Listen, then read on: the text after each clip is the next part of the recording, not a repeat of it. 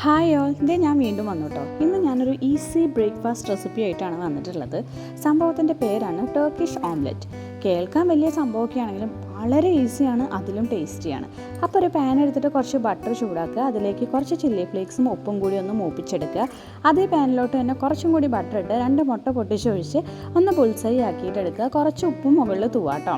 ഇനി ഒരു ബൗൾ എടുക്കുക, അതിലേക്ക് നല്ല തിക്ക് യോഗേർട്ട് എടുക്കുക, പുളിയില്ലാത്ത കട്ട തൈര്. അതിലേക്ക് എന്ത് ചെയ്യുക, കുറച്ച് വെളുത്തുള്ളി, മല്ലിയില, ഉപ്പ്, മുളക് എല്ലാം കൂടി ഒന്ന് മിക്സ് ചെയ്തെടുക്കുക.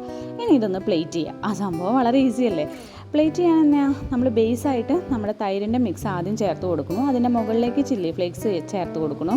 അതിൻ്റെ മുകളിലായിട്ട് നമ്മുടെ മുട്ട ചേർത്ത് കൊടുക്കുന്നു. അതിൻ്റെ മുകളിൽ കുറച്ചും കൂടി ചില്ലി ഫ്ലേക്സ് ഇടുന്നു. ആ സംഭവം അത്രയേ ഉള്ളൂ കേട്ടോ.